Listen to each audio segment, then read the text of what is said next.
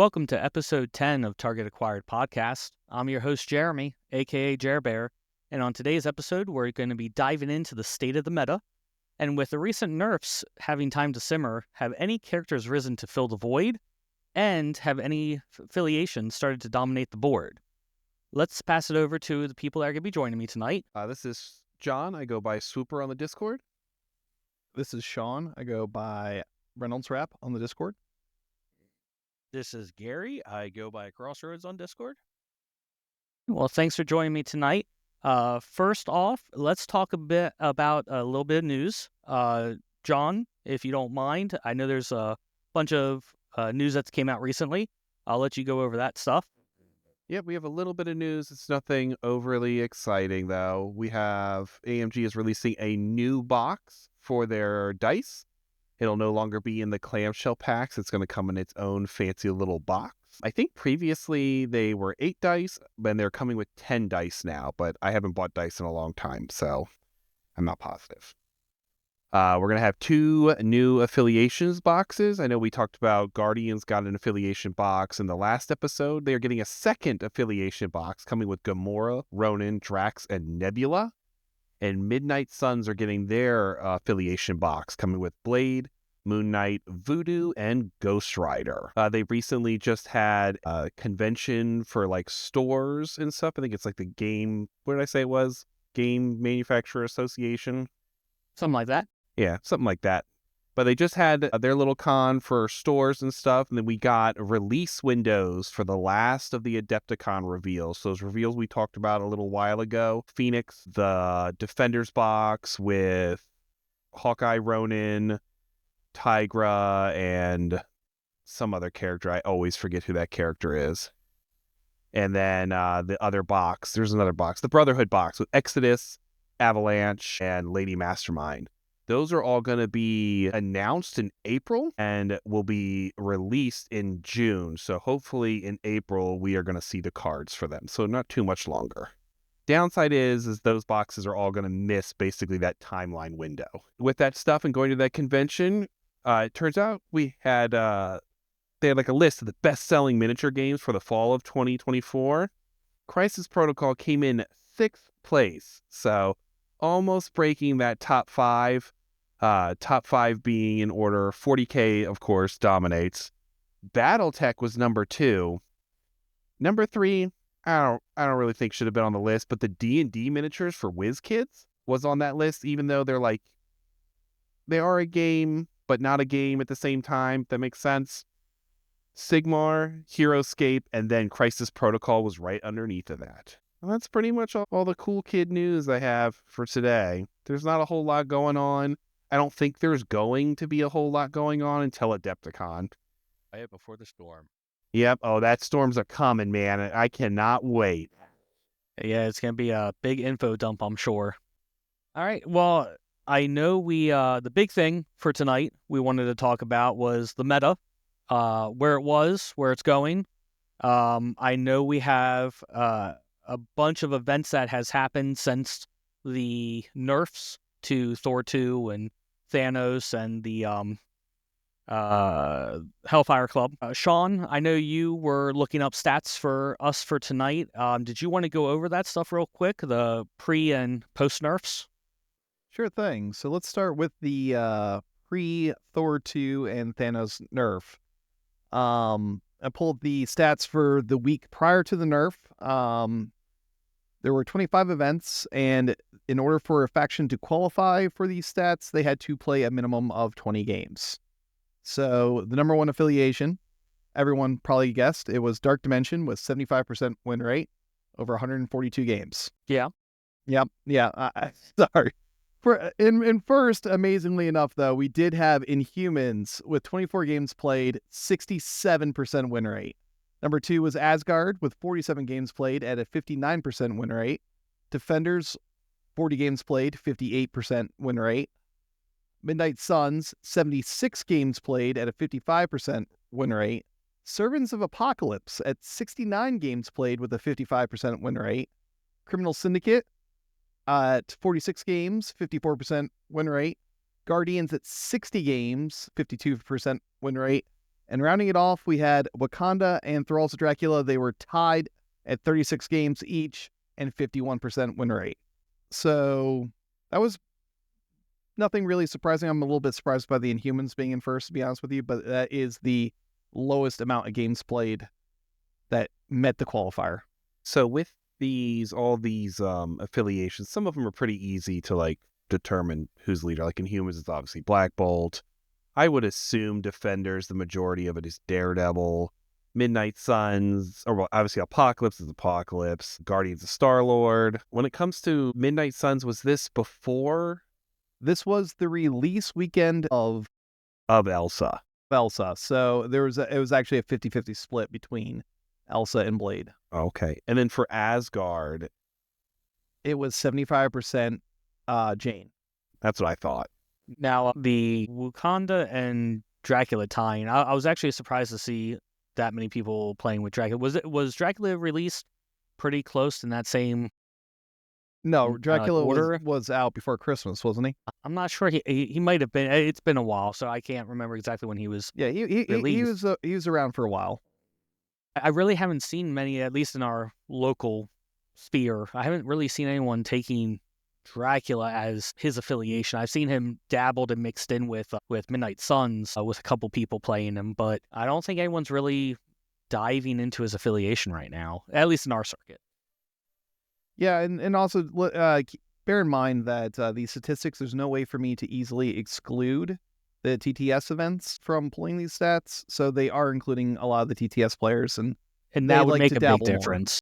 Yeah. Especially they're not having to buy the miniatures, so it works out for them to be able to test the waters with things that they might want to buy in person later. I always advocate for the TTS, if you want to try to learn to play an affiliation that you're not comfortable with or used to before you spend the money on it. Now, Wakanda, how many were taking OG leadership with the old?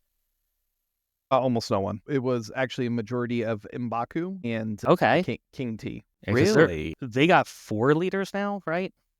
They M'Baku have 4. Yep. Okay. And M'Baku is by far the standout leader there. Wow. I would have never guessed that in a million years. I honestly can't even tell you what his leadership is. I think he's the one where if you do a push, you can do like That's damage. King T, I thought. Is that King T? I thought he had a reroll and with some stipulation around it. I thought he has an odd leadership. Huh. But That's it's crazy. surprising to see him be the one taken for the leader. So No. Gary was on track here. So once per turn, when an allied character I'm is getting them mixed contesting an up. objective token and would be pushed or placed by an enemy effect, roll a die. If it's a crit, wild, or shield, the character is not pushed or placed. Additionally, once per turn, when an allied character makes an attack, if there are one or more wild results in the attack roll, it may change 1 die to a hit. that's actually really good. That's a pretty good leadership. Oh, but his isn't the one. So King T's is the one if you push, Yeah. it does damage. Yeah, King Yes. T's the damage one. This is more Okay. of a that's sort of like Winter Guard too, right? Yeah, it seems pretty close. Right. The first part I think is exactly the same, isn't it? And the second part's just different. I mean, it's a good leadership. It is. We'll see if it sticks around after Isn't the that Steve 3's leadership? Steve 3's. Steve 3 allows you to change a dice to any result you want if you roll a hit, I believe. Yeah, it's a way to get those wilds. M'Baku, you need to roll a wild in order To for get that an to work. extra hit. Okay. Yes. Huh. Yeah, that's nuts. I have never seen him on the table. That's crazy. Rounding out the other thing, pre-nerf, most taken characters. Number 1, Baron Zemo. I don't think that's anyone's surprise. Number 2, Toad. Number 3, Namor. Number 4, Shang-Chi. Number 5, Thor 2.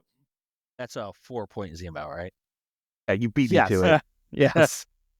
I did not say helmet Zemo. No, there's no surprise with those characters. I mean, other than Thor 2, I'll be surprised if they get hit on the post nerf, but I know we'll find that out later. But yeah, I'm they're great. slightly surprised about the Toad. Really? Yeah, just You think that he was the best 2 in the game for the longest time, but you think the extract play has dwindled enough where he's not that great? It's not only that, but like you look at like Guardians. I don't think Guardians they have their two. They're not going to take I mean, Defenders, he's Midnight great in Suns. crime. They're each Defenders and Midnight Suns are each taking Wong. Prime, I mean, yeah, but you have Bullseye.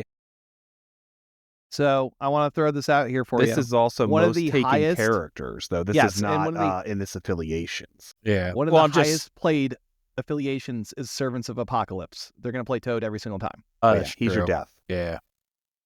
I forgot he was part of the APOC affiliation. That's okay. I'm pretty sure that's why he's so high up. It's just because he is in every single Servants list. But I mean, he is the go-to for non-affiliated twos, right? He's always been the popular one. Yeah, he's if very you're playing popular. for extracts, I would if you're say playing that for if you're going- attrition, Bullseye. yes, that. Now, I mean, I guess with the new Crisis cards coming out, I wonder if that will then shake up his popularity again, if there's going to be a lot more extract focus with the next round of Crisis cards. Well, we'll have to pull those stats after Adepticon. Yeah. So we good to go to post nerf? I am surprised that on this most taken character list that Beta Ray is not on that list. That is a shock to me, too. He Since was Thor just 2 below is there. Thor. Yeah, He was- so he's sick.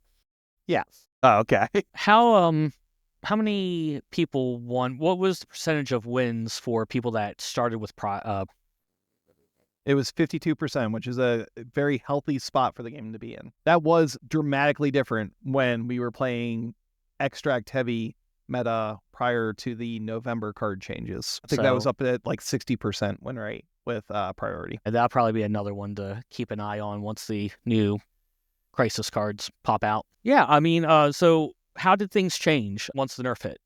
Yeah, so since we have had 2 weeks now since the tournament play since the nerf has hit, we have 48 events. We are still only counting game affiliations that have at least 20 games played. So number 1, we still have Inhumans. 48 games played, 61% win rate. Number 2, we have Wakanda at 51 games played, 61% win rate. Next is A-Force, 33 games played, 61% win rate. Brotherhood, 55 games, 59% win rate. Criminal Syndicate, 92 games at a 58% win rate. Web Warriors, 75 games played, 57% win rate. Right below them is Spider Foes, appropriately, 61 games played, 55% win rate. And then we rounded out, barely eking in there with 22 games played, Dark Dimension at a 55% win rate. I'm Thanks, two of John. those games.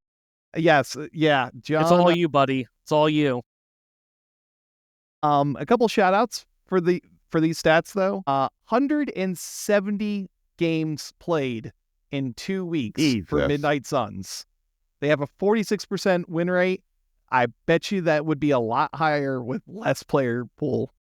Probably. Next highest, the next most popular affiliation was Avengers at 130 games played, 51% win rate. And then they did not meet the qualifications of 20 plus games played, but a shout out goes to Convocation, 16 games played, 69% win rate. I'm surprised that the Avengers have so many games. There's so don't- many things. I don't really see them, I feel like. Like they pop, there's like one here or there, but not to the extent like Midnight Suns has 170. And you see Midnight Suns everywhere. Like the last couple of tournaments we gone to, that's pretty much the majority of what's there. And It- then Avengers, I see usually like 1, maybe 2 players.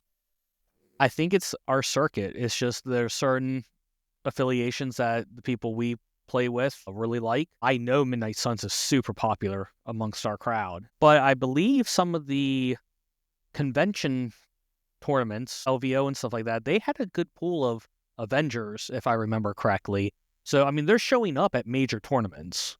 Yeah, I mean, when I played at Adepticon, I didn't really run into them. You know, and that's why I'm surprised about those things. So, but who knows? You know, it could be. I know Well, what's his name was really popular for a long time. Sam was Sam. really popular.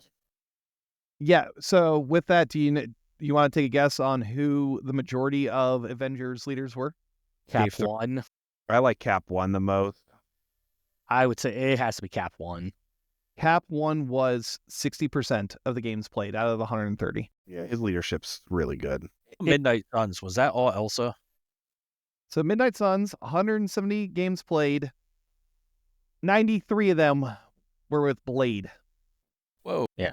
The bump is It's, really, Bump really is good, but you know what? That is a pretty even split. Yeah, it's a pretty good split. Yeah. I think the bump is so good that it's hard to pass up. My one that I want to know about is Brotherhood, who is the leader. Okay, we had 55 games played there. Any guesses on who was more popular? I'm assuming Mystique is more I guess popular, Mystique. but I I really want Magneto to be like all of think a it sudden is good. Magneto. It is Magneto with 35 games played versus 20 games played with Mystique. Mm. Also very interesting, Mystique, 20 games played, 50% win rate. Magneto, 35 games played, 67% win rate. Wow. And then the other one is Spider Foes. Is it Green Goblin or is it Doc Ock that is the favorite? Take your A guesses. lot of people really like that Green Goblin like leadership. I'm gonna go with Green Goblin is more I'm gonna go- popular. Doc Ock. I think it's Doc Ock. Okay, it is Doc Ock with 32 games played. Now, it's a very close split because it's 25 games played for Green Goblin. Doc Ock, 48% win rate. Green Goblin, 70% win rate. Oh, his leadership's really good. I think he just struggles a little bit. I think he's a little tough because he loses, like, he goes berserk on his flip side. I am amazed at how well A-Force is on here. A-Force is sneaky good. They have really good cards. The cards help out a lot with them. So Special delivery is amazing. Yep. And And the other one, I know probably Stalwart Defenders or whatever it is. yeah. Well, I mean, so they get the ones where they get, I think it's rerolls when they have people around each other. That's the Defenders one. And I know when I played at a previous tournament here just recently, the A-Force player I played against, he did Jane with She-Hulk. So it was a brutal combo to have on the field. It was kind of scary dealing with both of them. I don't know if that's even the one I want. No, I just pulled it out in points, but it took most of my effort getting She-Hulk off the board and trying to avoid Jane as much as possible by not having people all close together. So it was scary to deal with it. If they ever get a lower point cost leader, A-Force is going to be a force to be reckoned with. I wonder who would they agree would with end up that. in. So I got another fun little statistic question for you. Out of all the leaders that have at least 10 games played, who has the lowest percentage win rate? Are we including tactic cards leaderships? You can, but I'm pretty sure. Yeah, well, I mean, I'll tell you right now, it's not Namor. But you said the least amount of wins, right? The least amount of win percentage. Win percentage. So I feel like No, it has so to right now be- I will tell you, like, for instance, Helmet Zemo only got played once and he didn't win. He is not counted. He did not play at least 10 games. Played at least. I don't think they would play 10 games, but I'm just going to throw it out there because who knows. Magic with New Mutants? they don't even get 10 games at all. They probably get They only got fun. 4 games played. They They do have got a more 50, than Baron. they got a 50% win rate with Magic. So My you lord. got that. I'm going Is to it- guess Shadowland Daredevil. That's a good guess. Is it a Thanos Black Order? Okay. So I will answer John first. Shadowland Daredevil, 20 games played, 55% win rate. Black Order, Thanos, 14 games played, 36% win rate. Oh. But that's not the winner. That's not the lowest. That's not the winner. I wanted to say Claw, but like I feel like he just I don't doesn't have think enough Claw game. made it to 10. Hold on, let me see. Claw only had 5 games, and he had a 40% win rate, which is still higher than our last place winner here. It's not Hydra, is it? With what's his Strucker. name? Strucker. Baron Strucker, 12 games played, 58% win rate. It's tough when you're trying to go like the worst person.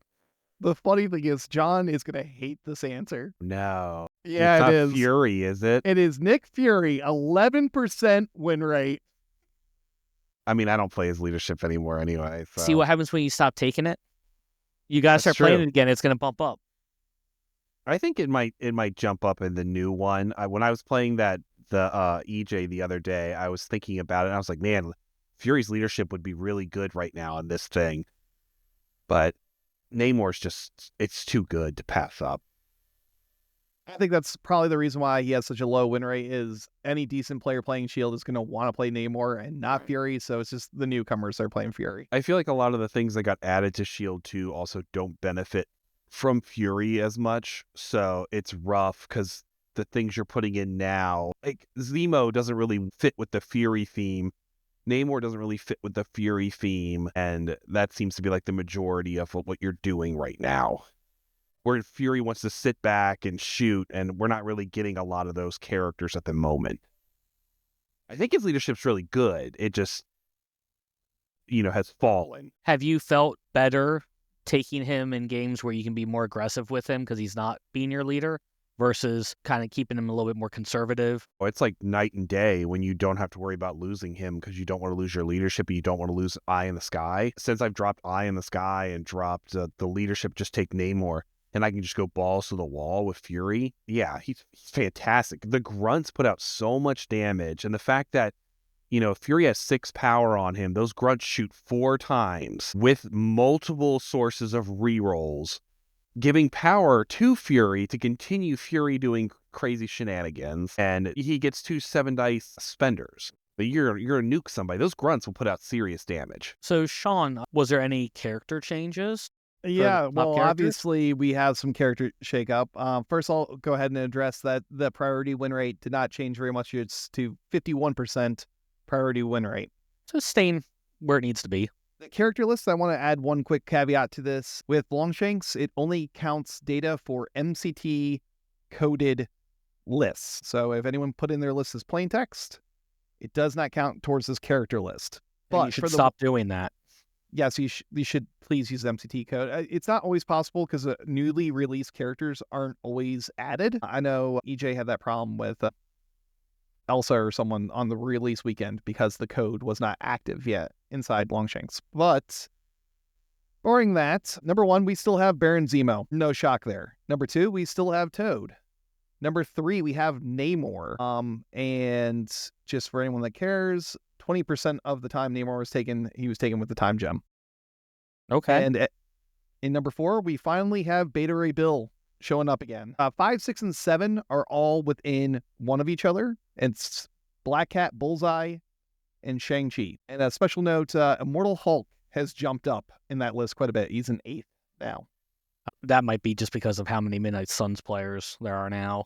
Yeah, well, I will also say we can cover that later. We did go to a tournament 2 weeks ago. And if everybody didn't fucking have him. Yeah, out of the 5 rounds, I played against Immortal Hulk 4 rounds. The only time I did not play against Immortal Hulk was against John. Were people playing him outside of affiliation? Yes. Yeah.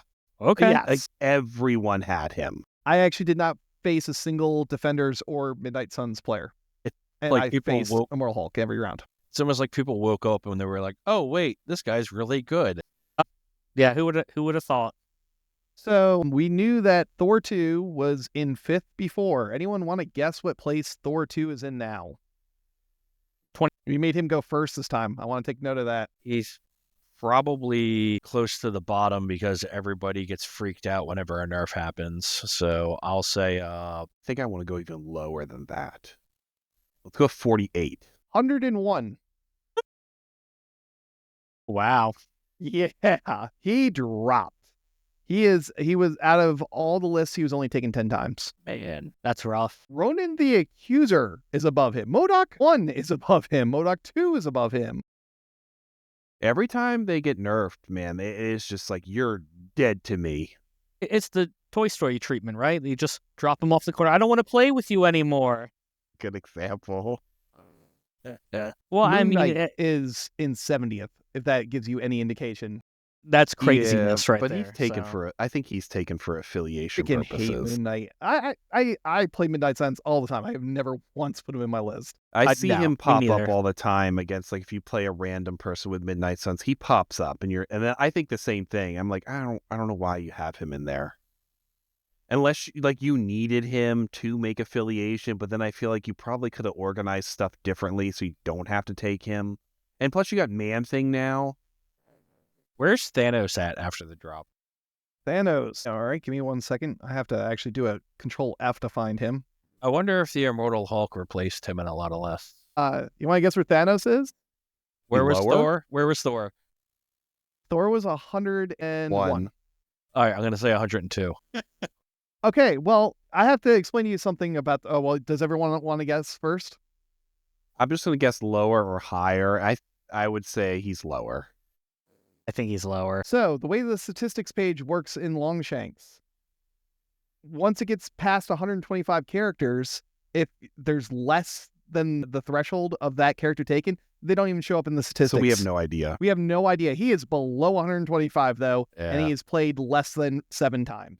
I think Immortal Hulk got his spot in a lot of lists now. Good. About time. Yeah, great. I was saying it forever. First it was Wong, then it was Immortal. I'm on a roll. Now, Where are you getting the long part from? A-Bomb is up in 10th. So, dude, A-Bomb he's is coming a up. menace, man. I've played so many games against Abominations like that. What you had for Immortal Hulk is what I had for Abominations. And that 2 damage circle thing, that was putting a hurting on me. Yeah, the poison thing is nasty, Yeah. but Doing not just 1, but 2, because usually I feel like I have a lot of people, oh, they're alive on 2. Bam, done. You're like, crap. And that happened a lot. well, just to do a quick shout out to our Battle Report series, that also stacks really well with the new Crisis that links you for 1. Yeah, you can check out our battle report over on YouTube. We have me, Swooper, playing Shield against EJ, Edgelord's Master of Hydra. So Red Skull 2, Hydra. And he used A-Bomb, and he did the exactly what I was talking about. That poison thing is always just enough to get my characters constantly. It was a really close game, though. No spoilers on who won, but it was a close game. Right. A couple like different decisions that it could have gone either way. Couple dice rolls could have swapped it. That's true. hopefully there will definitely be more battle reports to come Nope, in the that's future it. here. Just that one. You're done Yeah. now. You never want to One do it and again. done. Yeah, we're done. That was it. We got 1 on there. Everybody watch that 1 video. We're going to make it the most popular video on YouTube, and it's the only one on the channel. A one-hit wonder. Best battle report ever. So, I mean, is everything kind of in line what you guys were thinking post nerfs? Some stuff really didn't change. Other things were a little bit more of a surprise. But man, did Asgard just drop off the map at that point? That's fine with me. I'm totally fine with that going away. They're not going to stay gone. I think they're still I fine. know. I think they're still fine. Like I think Jane's very, very good, and we'll get into that too. But yeah, I think they'll make a comeback. It's always the thing that happens where it's like, oh yeah, well, we're not playing with him right now, because I think a lot of them are going to come back. I think Cosmic Ghost Rider might start making a comeback. Asgard will eventually come back. When you think about it, like Dormammu is coming back out of nowhere, and Immortal Hulk is, getting a bunch of. I think he was played a lot before, but this is definitely like a surge. I do think a lot of that has to do with the Midnight Suns situation, but I mean, if he's going outside of affiliation, I mean, it's nice to see him. I like him. I've always liked him over the original, but we'll see if that stays that way. Being a 7 cost, it hurts. So, and that's a weird point to kind of be at. If Thanos was 8 with the gems, dropping down to a 7, what were people then picking up for that? I guess he'd swap a 2 for a 3 or a 3 for a 4. But I wonder how it kind of messed with the affiliations with who you're taking that. We'll see. We'll see how long it stays that way. So speaking of Dark Dimension and the powers to be with him, John, I know we had a tournament we all kind of went to. I think it was last week or the week before that. Did you want to give a shout out to that and kind of go over it a little bit? Yeah, we went up to PA and played at Palladium Games. I've been up there a bunch of times now. I think they had the most people they've ever had this time. Where were we at? 22 people? I think I is what it believe so. was. Yeah. It was sold out, and then we had a couple people. There's always a couple like no shows and whatnot, but we're at 22 people. It was it's always a great time up there. It's a bit of a hike for us, but it's totally worth it. So if you guys are in that area, check out Palladium Games. It's definitely worth the trip. It's a great group of guys. The games are always fun, so give it a shot. We went up there. Me, Jeremy, Matt, and Sean all went up there, and what was it? 4 rounds? We played 4 rounds. It was 5 rounds. No, it was 4 because we didn't You're right. It have was to do 4. the We didn't have to 5th. play the 5th round because of all the. Thanks to some ties, we didn't have to Yeah. play a 5th round to get a clear winner, which worked out really well because we went 2 rounds in, and then in about halfway through the 3rd round, a big storm came through and we lost power. Didn't matter. And it was still a little bit sunny out, and they had emergency lights on. So we're finishing our games under cell phone lights, emergency lights, and a little bit of sunlight. We wait a little bit. We go to the 4th round. We're like, man, I think we gave it 15 minutes or whatever to see if it was going to come back. Everywhere else, if you look outside, has power except for our shopping center. We're the only ones without power. The lights are on. The McDonald's over there is on. It's just us and the other shopping center places that don't have power. So it starts to get dark, and me and Jeremy have to play our last game in the dark with nothing but cell phones, basically.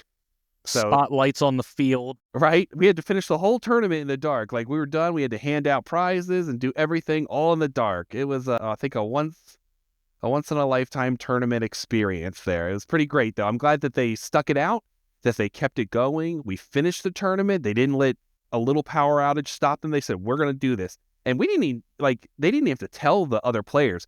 Players were in the middle of their game. They're like, we're finishing this shit. And they all whipped out their cell phones super fast without a hesitation for time or anything. There wasn't even a pause in the 3rd round time. We were just like, let's go. We're finishing this. We came all this way. We're doing it. Yeah, it was a good experience and good group up there. Right? I think, everyone had fun. The cool thing being that it was, for me at least, not the normal kind of tournament circuit. Being able to play against people I've never played against before and having different affiliations that I don't get a chance to play against. Having an A-Force person I played against, and then I had, I believe my other person was a web warrior, or he might have been a Cabal. Nonetheless, it's affiliations you don't normally get a chance to play against. I got to play there, and it was fun. It was a different experience. Yeah, I do feel a little bit bad for you and John, though, Jeremy, since we played 4 rounds and you two had to play people in our gaming group. Yeah, It that happens was rough. all the Those time, rounds. though. It's what it is. But Sean took me out of the winning. Sean was my 2nd round opponent. He took me out of the winner's circle. So I just got to go Do you where want you to guys explain don't. how that disappointment went down? it went down because my dice rolls were dog shit. Your dice rolls were terrible in They the early rounds. were some of the worst. And it killed me because the next game I had, I played I would say a relatively newer player he was playing Mephisto. And my dice rolls went from awful to ungodly good. And I felt so bad because I just rolled up and I'm like, hey, I have 6 dice. Oh, they're all crits. I'm like, this is what I wanted against Sean. And I don't want this against you. Now, I will say, though, you came close to calling it back at the end until you forgot what Voodoo does. Yeah, Voodoo got me because I haven't played against him in a while. And I was like, oh, shit. You stacked up all the secures on Namor, and I'm like, cool, Namor, drop all your secures. He's like, right. So, but outside of that, then I was I played, I don't remember who I played first round. Then I played Sean, then I played the Mephisto guy, and then for my 4th and last round, I got to play Jeremy. What a fun game. It was a fun game because my last 2 games, I'm already out of contention to win anyway. So I was like, well, I'm going to play Dark Dimension. I said if I got 16, I was going to play Dark Dimension. So in my 3rd game, I played that. And then against Jeremy, I decided to do something a little different. I played Dark Dimension against him. We played 19. 19 points. And I So you took got double three. Dormammu, Weapon X, Jane, and Hawkeye. And your rolls were still on fire. Jeremy, real quick, is Yeah. Weapon X good? I thought Weapon X was really bad. Is he good? I mean, yeah, when you get like a, I don't know, what, a 6 or 7 dice attack and you get 8 successes, yeah, it's really Okay, good. my dice were not that hot in your game. Oh yeah, they were. They were not. 100%. And then I'm rolling 4 defense dice and it's like, oh, 1 success. Poop. Oh, don't get me wrong. You're in the 1 success thing. I'm with you there.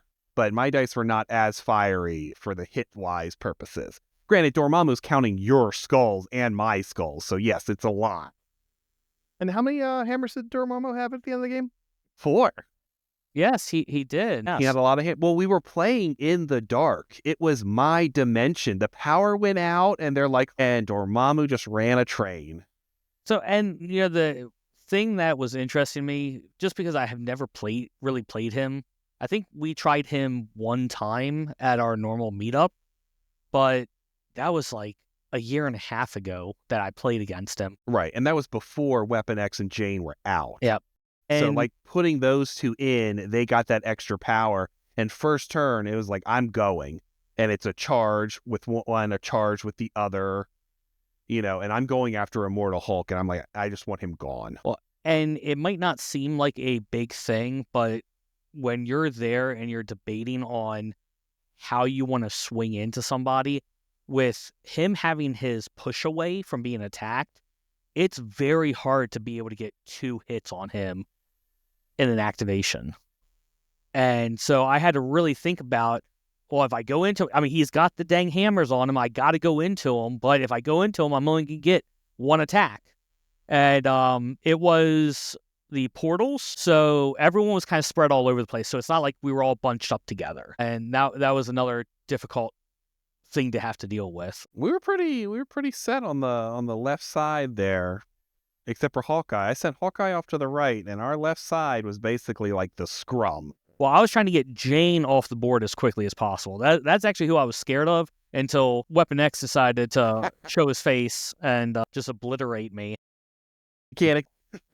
But, I mean, it's just similar to, not in the same level of concern, but his affiliation is basically just like Hellfire Club and all the ones where you can just take the best of who you want, and certain people are going to work really, really well with him, and Weapon X is one of them, and Jane then also being able to get some of her abilities off turn 1 is really nice too. So yeah, I think he's going to be very, very competitive here soon. In the middle of the field, I don't think he's going to be top tier or anything, but I think you're going to start seeing a good showing of him. And I think he's definitely more playable now. yeah, especially with As the more characters come out, all those affiliations are definitely gonna get better. But it's funny because, I mean, him being the example, Immortal Hulk being another example. Like, so when these guys first came out, and you're like, I'd rather take this person over that person, or I don't think he's that good. As the game progresses and more things have came out for this game, you can go back to old characters and go, you know what? That might actually work now. And there's a purpose for a lot of older characters where they might have been hot garbage before. Something gets released to make them playable. I would like to say that Immortal Hulk is not in that list. He has been very, very good ever since he's come out. When he came out, all the tournaments we were going to, I was the only one to take him. Oh, yeah, I agree with you. I definitely And saw that. even out of affiliation, I was taking him in lot. Defenders. Right. We brought it up a lot that I was like, I'm very surprised that you're the only one here with Immortal Hulk, because I think he is busted good. He was phenomenal, but everyone wanted to go with OG Hulk for whatever reason. I don't know And you why. were doing work with him, too. You won a bunch of stuff with him, too. And it was pretty much on his shoulders. Mm-hmm. Well, it also helps when you roll nothing but wilds. That's true, but I can't help that. It does help you. That's true, it does. I can get those throws off.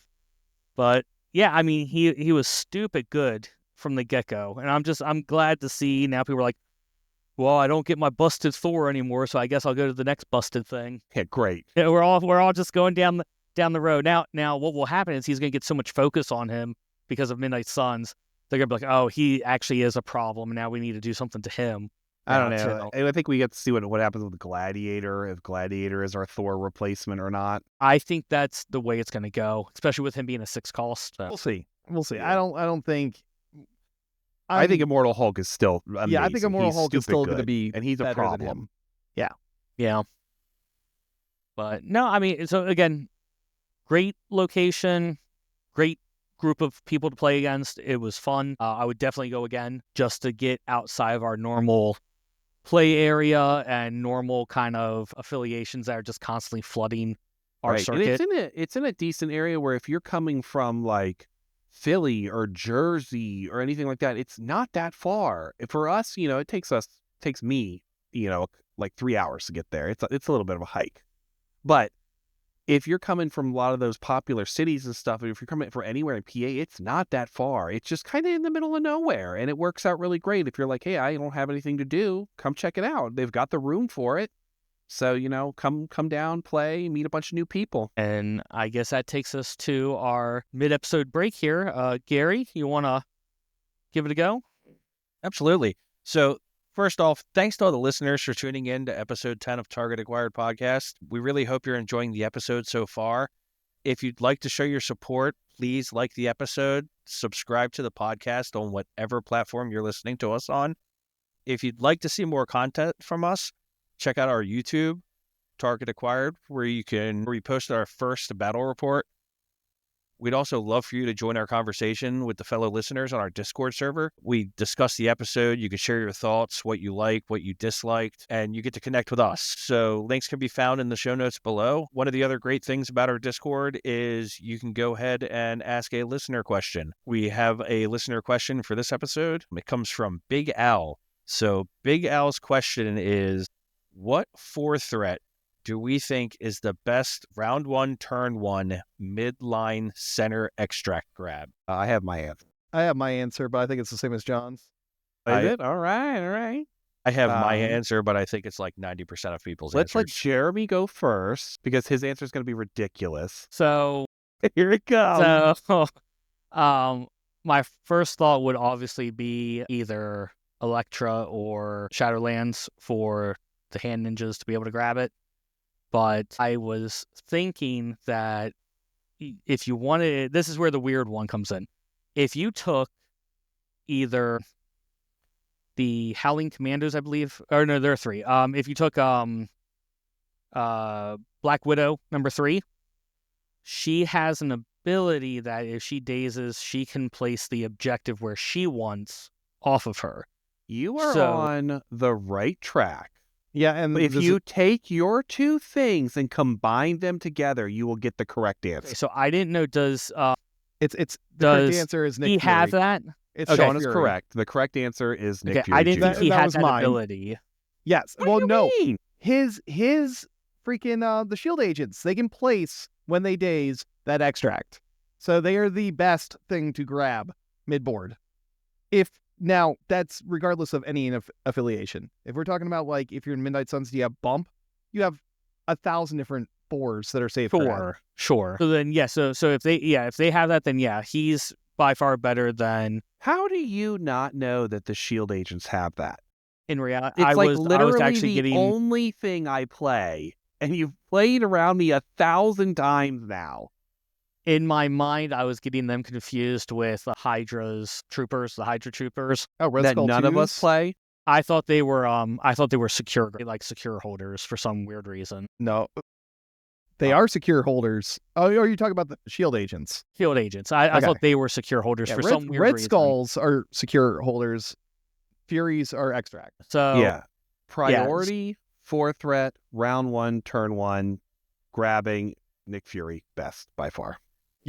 Hands down. they're the good sacrifice for it. I guess she would be the second one. Then I would. It's not pick even really a after that. sacrifice because when you think about it, so, this is all supposed to be, of course, out of context. But if I'm playing Shield with it and you decide not to go after the Grunt, you go after Fury. Fury's probably going to survive because he's got a decent amount of health and pretty good defenses. Next turn, I just Shield Mobile my way out of there after the damage I took. So those 2 extracts, I'm probably keeping. Yeah, I mean, now Shield Mobile would. Well, yeah, you said out with the context. Never mind. Yeah, I'd have to be Anyways. Shield. But even Yeah. if you put him in something else other than Shield, he's tough. Nobody's really going to be able to, I feel like, move up and hit him twice because you're going to have to move. So you're only going to get 1 attack. He had 6 health with a 4-3-3 stat line. He's pretty solid. I just thought of Black Widow because she's got the stealth, and then she's also got the martial artist, and So she can and she's also got that Right. some weird way of someone actually getting 2 attacks It's off a, on you. She can get the defensive roll thing. It's a good thing, but you grab 2 extracts with Nick Fury Jr. Correct. That's why he's superior. If you're playing hammers, you get both the hammers. Right. Gary, we didn't let you pick. It was Nick Fury. Yeah. Okay. Okay. I'm glad we all got to the same conclusion. Right. If somehow. you haven't tried Nick Fury in your roster, give him a shot. I think he's very good. The shield agents are amazing. You can take Eye in the Sky in any affiliation. You only get it one time, but that one time could really make or break a game. Yeah, in a vacuum, he's better. Like, of course, I play Criminal Syndicate most of the time, so I take Shadowlands for almost that exact same Right. thing. Obviously, you're not going to take Fury because you can't have 2 grubs. Correct. And Shadowlands, the ninjas can die to pass something backward, to pass something within 3, but it's a lot harder to do on a midline because it takes an action. So, but no, I think in a vacuum, Nick Fury is probably the best. So now we talked about extracts. Of course, when we talk about secures, that opens up a whole nother avenue. And one of the big things is base size. So my Crossroads quiz of the day, when we go into 4 threats, how many 4 threats are not on a small base? Gosh. Jeez. Okay. That's a hard one. Yeah, for real. Are not on a small base. All right, who's going first? All right, Jeremy's going first. 26. Ooh, you were very close to what I was thinking. Go ahead, Sean. Do the well, you know what? It doesn't matter. I was going to ask if the Sentinels double count, but you know what? I don't fucking care. Let's go with 18. You are also very close. I was going with 20. All right. The answer is 28. So there you close. go. So close. Wow. Technically, they have 29 with Maximus in there, but he's unreleased right now. So 28 currently, 4 threats not on a small base. Do the Sentinels double count? No, it is, I'll read real quick. Archangel, Beta, Bishop, Black Dwarf, Carnage, Colossus, Corvus Glaive, Crimson Dynamo, Doc Ock, Voodoo, Electro, Frankenstein, Green Goblin, Hela, Kingpin, MODOK, Sinister, Omega Red, Professor X, Rhino, Ronin, Sandman, Sentinel, Sunspot, Wrecking Crew, Ultron, Ursa Major, and Venom. A lot of those are characters like that would never cross my mind because they don't get played. Yeah. One that sticks out that was actually not in my mind or on my radar was Carnage, you said, right? I didn't realize he was a medium base. I thought he was small base. Carnage is definitely Carnage? not on a small No, Carnage base. is definitely a medium base. Yeah, Carnage is a big boy. I didn't realize that. So, great. I don't play against him ever, but yeah. So, all right. Well, hey, big thanks to Big Al though for submitting the question. If we get more of those questions in, we'll be happy to put our minds to the test with it. So now, with Adepticon coming up, this is going to be more so for you guys since you 3 will be going because of all the changes and the nerfs that have happened. Do you have any thoughts on potentially affiliations that you might see there now versus what you were worried about before? Also, do you think there's going to be a difference in the splash characters taken that you were maybe thinking of taking yourself or worried about seeing? Also, are you going to end up changing anything prior to going now that these nerfs have hit? All right, yeah, so changes to affiliations, so I am not changing my lists, even though one of my lists is Black Order, and I think they are going to suffer. I'm just going to go with it. I mean, honestly, I'm halfway through painting them, and I really don't want to invest and paint an entirely different list, so they're going. Is that a dual affiliation anyways? Is that like affiliated with Guardians is the other one, so you can just swap over to using Guardians more often? Nope, I was taking pure Black Order. Do you had 10 think we'll characters for see? that? Well, I mean, he's going to have other people in there, obviously, with it. Yeah. But do you think you'll see more Black Order pop up now because of the changes? No. I think you'll see less. No, I think Black Order's dead. I feel like Black Order can be fine in timeline still, just because Is what it is. And I am taking Ebony Maw, I'm taking Black Dwarf. You put it in my head, I'm going to play Timeline to have fun, play models I don't normally play against people I don't normally play. So I'm going into it with that mindset, and hopefully it's a good time. And you never know, maybe Supergiant will see the field. Maybe not. That poor one. So with Ebony Maw, because that's always been a favorite of mine, just for the character, like who he is. Are you gonna take him with the gem, or are you gonna take him without it? To be determined. I haven't figured out how I'm setting everyone up yet. Gotcha. I think it would depend probably like what you're doing with Thanos, right? It does, because I don't know if I want to put the gem on Corvus. And Thanos might go space reality. Yeah.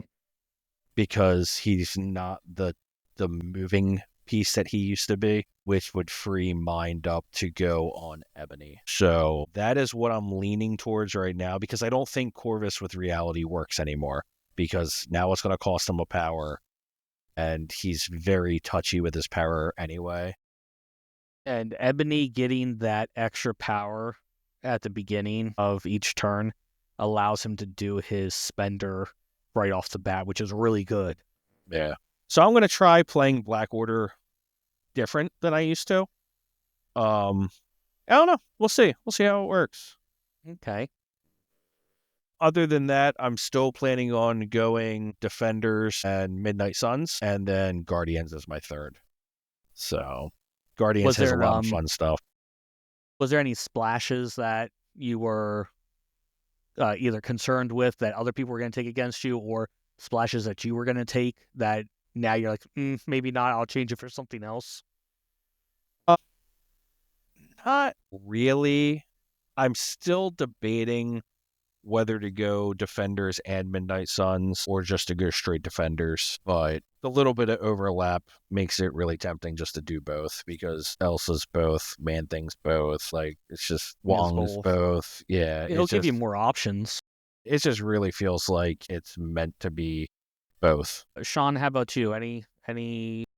Yeah, I mean, yeah, it changed a lot of things for me personally. For singles, I think I'll probably still stick with Midnight Suns. It's what I've been playing for a while. For Timeline, it shook up things quite a bit. So before, I was looking at doing Black Order Guardians, Inhumans, and Asgard, and then I dropped the Black Order Guardians and went, you know what, I actually just want to play Apocalypse and Inhumans and just roam with that. Though I got to play one game with Apocalypse, so I think that's too much mindfuckery that I'm not interested in doing at Adepticon. So currently, I changed up the list a little bit. I'm still taking Asgard and Timeline, though I swapped around some of the characters, and I have an interesting list. I put in Ebony Maw actually in my Asgard, because with the gem, I can teleport up Thor 2 on turn 1, and that negates some of his nerf. He will still get at least one attack and a throw in turn 1. Not to mention Ebony Maw with a gem on there, as you pointed out earlier. It's not about actually getting a spender online. He can teleport Thor, move. He has a range 4 regular builder. He will hit with that on the midline, and he's in range for his long throw. He can throw size 4 terrain long. He's really good. I first started dealing with him in Brotherhood. I had a couple of people playing with him in Brotherhood, I guess for the throws, but he was scary. Like, I didn't really know what he did at the beginning. I was like, holy crap, you're doing a lot of stuff with him with the gem on him. The other thing that's really kind of cool with him is the fact that for 2 power, he has Brace built in. So considering Brace can't be in all your rosters in Timeline, it does give you another flex option of saying, hey, I got Brace. Just like I have the stupid Trash Panda in my Humans list, because I went in Humans and Guardians. So that way I have something to block throws there with him. So yeah, that's one of my other Timeline lists is Inhumans and Guardians, because I just want Nova and King Black Bolt next to each other for pushes if there is an E scenario, and I can play that in both affiliations. And then the third one, I am also going Defenders. Defenders Midnight Suns. It just makes too much sense. And I think a very fun 16 is Doctor Strange, Namor, and Hulk. It's fun for one person on the table at least. Yeah. The only person that matters. John, I'm assuming you're just taking whatever you have painted. That's the majority of what I was thinking, but I am painting like a lot of stuff. My one list, I think I'm going with Inhumans, I'm going with Guardians, and then my third list is a toss-up. It's either, I wanted to do Brotherhood originally, and then listening to like the Magneto doing pretty well in our like earlier segment kind of makes me want to go back to that. APOC was another option that was going to fill that slot, or X-Men just by themselves. So I'm not 100% sure. They all kind of cross over a little bit with each other. So I guess it's whatever I get done. I would like to play Brotherhood. I'm not going to lie. Your last singles list has me on like a half chub to where I might swap to that Shield Dark Dimension list. That this looks really fun. It's pretty fun. We're talking about timeline, right? We're talking about both, I thought. So that's why I said like Midnight Suns is probably where I'm going, but I am like one little nudge away from just being like, fuck it, we're doing Shield Dark Dimension, let's do it. Oh, 100% for my singles, I am playing Shield Dark Dimension. I dropped 3 characters out in order to put the 3 characters in I needed for Dark Dimension, and they were all characters I could easily have dropped that they basically got no playtime. So that was an easy drop. And then to get Jane, Dormammu, and Weapon X in, it's like, right, well, were we playing 16? Yay. That's my 16. So it just popped in my head. Do you think Thor 2 now finds a place in Dark Dimension? Because if he needs that extra power to still be I like Jane relevant. better. He was actually, when Dark Dimension first started getting popular, he was in almost every Dark Dimension list. But it's, I don't know. He's fine. I guess if you get stuck at 17, Thor 2 instead of Jane is fine. I guess 17, just play Shield. Would that be the right, place exactly. that you see him now would be Dark Dimension versus other affiliations? Because I know he was taken in everything, but where does he find a home now? And I guess Dark Dimension would be a good spot. I don't think he finds a home. I think was he gonna just gets say, replaced. I think he's like either occasionally in Asgard or he just doesn't show up. Right, he's affiliated or Gladiator takes his spot. But I mean, if the only problem is that he some of his stuff costs 1 more, that's not the affiliations problem. that help with that. It's not He the problem. lost It's a the massive range. a massive. It's Only, like 3 inches. Yeah, only freaking Hulk is the only 6 cost with a range 2 attack, other than Thor now. Everyone else is range 3 or higher. I mean, will him being in certain affiliations that allow his Thanos powers to be online turn 1, does that help with the range then? I mean, like, if he has a bump, if he's got Cap 1's reduction in a superpower, can he still be viable in those affiliations as a splash because of the assistance those leaderships give? Sure, he's not bad, but there's I just don't think it's the auto include. And the thing about MCP is almost everyone can be viable. So just saying, is he viable? Yeah, he's absolutely viable. He's just not the auto take anymore. You now have a choice. Do you want him or do you want someone else? And again, it could be just people are now upset that he got nerfed. I think that happened to Malekith too, didn't it? When Malekith got the hit. Malekith got the hit a couple of times. The second hit. The second hit. The second first hit got did not him touch good. him at all. Yeah. But then after the second hit, it was pretty much the same treatment. Like, just go away. We're not going to play with you anymore. I mean, I still saw him played. It's just he wasn't beyond busted anymore. He was another one I debated for timeline whether or not to take him. I said the same thing about Cosmic. I don't think I found a slot for Cosmic though. Yeah, I don't know where I am with timeline. I think it's going to end up being like what I had painted. But for singles, it's 100% Shield, Dark Dimension. And then we also have doubles for me and Sean. And we pretty much have no idea what we're doing. Any thought change or like maybe more of a lean into something now? We have 3 ideas, right? Right, Midnight Suns, Dark Dimension. But if we did Dark Dimension, we were going to do a dual affiliation with Dark Dimension. What We're was the going to dual do defense? Dark Dimension Apocalypse. Okay, sure. Did you forget that I don't remember conversation having already? that conversation, but okay. It was right after we got ramen. We were talking about one of us would take. Well, that's right. One of us takes one, takes the other. So whenever we play the game, whoever decides the leader takes that character, and then we're playing that faction. Yes. Right, because I think in Dark Dimension with Dormammu, so in your game against you, Jeremy, I took Hawkeye. Mm-hmm. Replace Hawkeye, I'm going to take Angel instead. Okay. And the reason is for his card. For his sacrifice card. Plus, first turn, it would allow me to hitch, like he gives that hitch a ride kind of thing, where when he moves, he can move someone with him. So that goes off first turn. So I can move Weapon X or Jane up with, he gets like a 2 movement or something like that. It's a place too. Yeah, place 2. So now those 2 threats are even closer. And he's a good first activation where I can wait and see what other people are doing. And the sacrifice card lets him, he dies. And if he takes the hit, if he dies or gets dazed, he heals the person that was going to get attacked. Well, not to mention you can play Fallen then and turn him into a 4 threat, right? Yeah, I'm not doing that. I don't think. Okay. I have no interest in Archangel. I don't really care for him. You're getting a whole extra threat that wasn't on the board at the start. Yeah, no, I'd rather have that card online, and I'd rather have. I think Angel is pretty good for a 3. I think he's being slept on. That's why I'm debating on taking X-Men, because I want to play with him a lot more.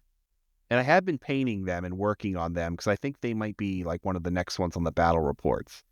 So I can really try him out because I think he's good. So, That'd be cool to see. are you both going to find a way to fit Gladiator in?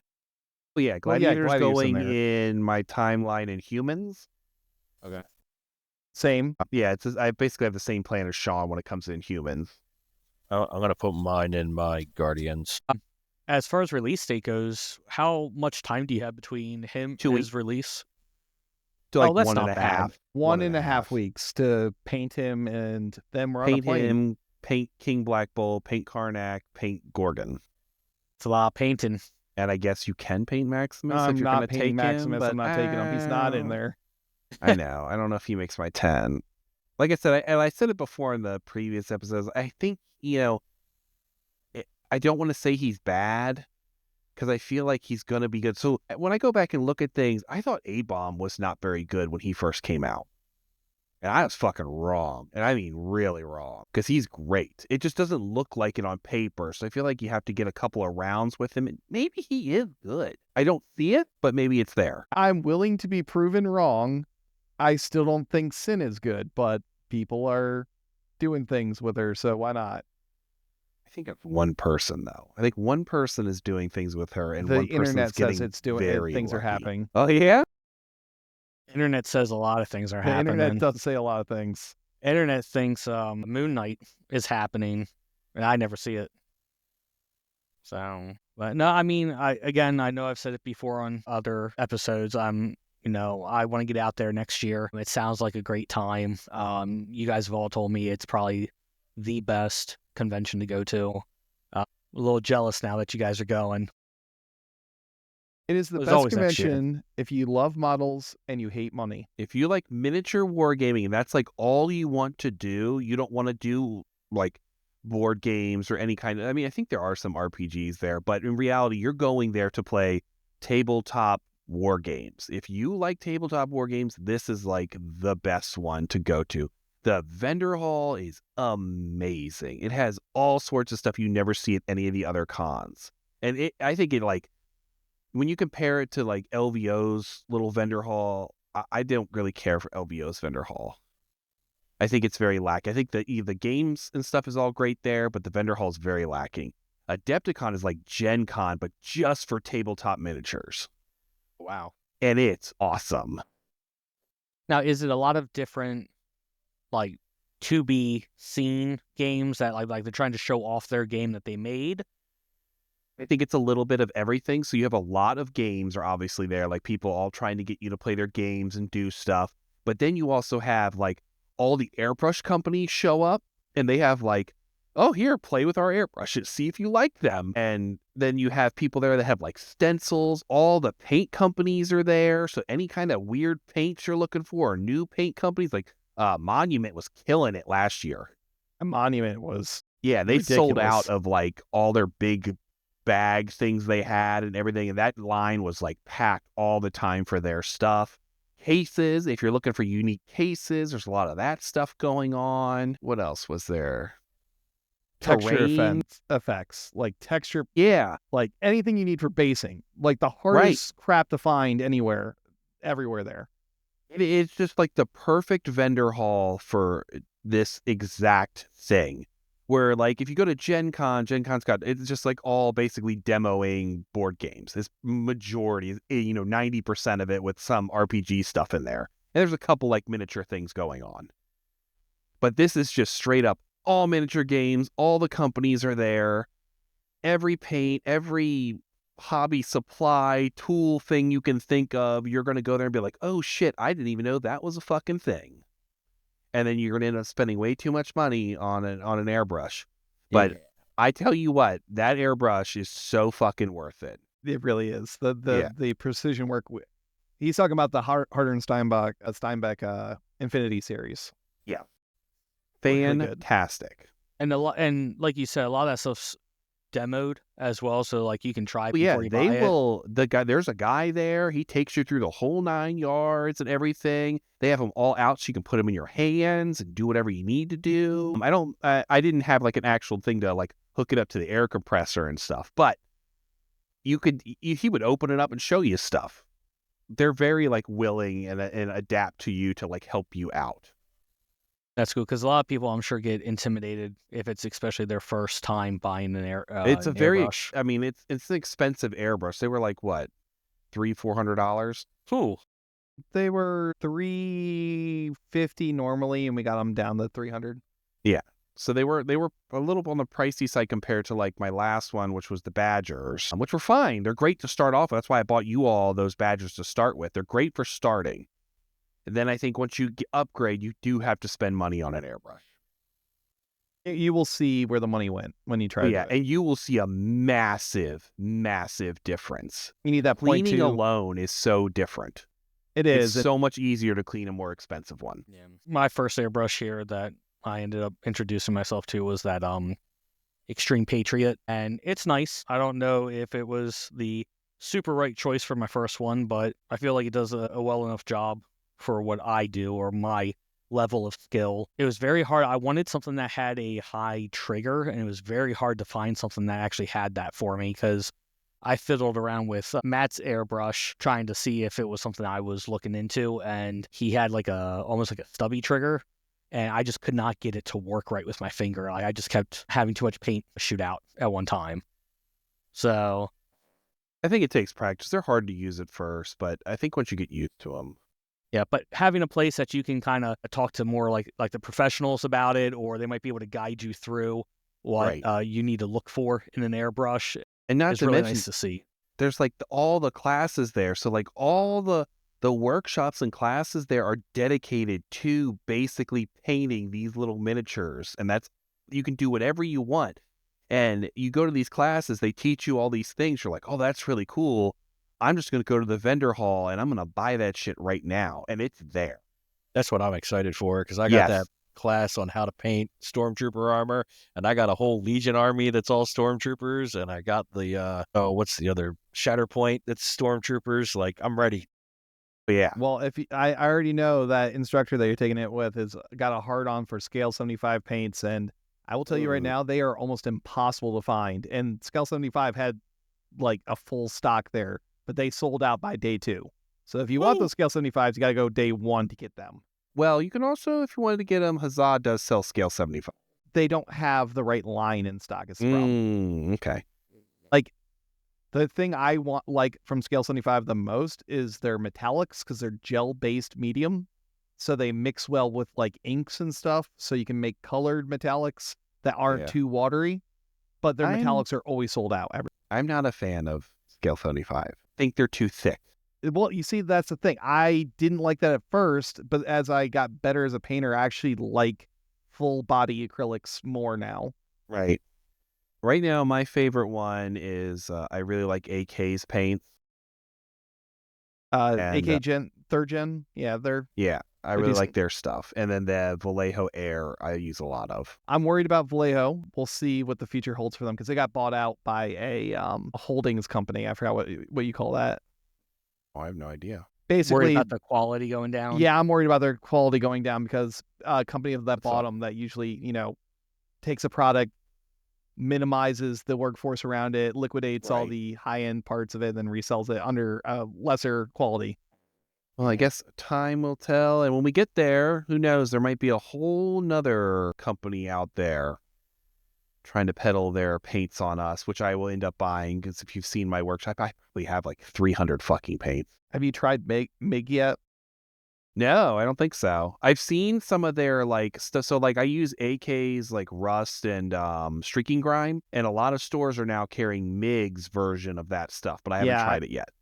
It's not bad. Do you recall what my Imperial Guard army looks like with that green and the rust? A little bit, yes. That's all painted with MIG. Oh, okay. Yeah, I'm all for like trying a bunch of different ones. When I went through the fluorescent stuff, I probably bought like 6 different companies worth of fluorescent stuff till I ended up with AK, I think, being one of the best ones. And then there's another random company that I don't own any of their other paints, but their fluorescent paints are weirdly very, very good. And they have a very simple name. I'll have to bring it up next podcast. That's all good. Well, I think that's all we got for today. All right, Anybody well, else got anything? No, I think I'm good. I think you can Gary, take you're us good? out. I'm good. Take us out, John. All right. Target Acquired Podcast is brought to you by Game Chefs, the ultimate destination for all things tabletop. Whether you're looking for a new, exciting board game, assembling your squad for Marvel Crisis Protocol, or building the perfect Warhammer army, Game Chefs has everything you need: miniatures, dice, rulebooks, and the best community of gamers around. And just for you, our amazing listeners, Game Chefs is offering 15% off your next purchase. Just use the code TAG2025 at gamechefs.org and save on your next adventure. Roll some dice and level up your game at Game Chefs. Link and code can be found in the description, and that concludes this episode of a Target Acquired Podcast. See ya!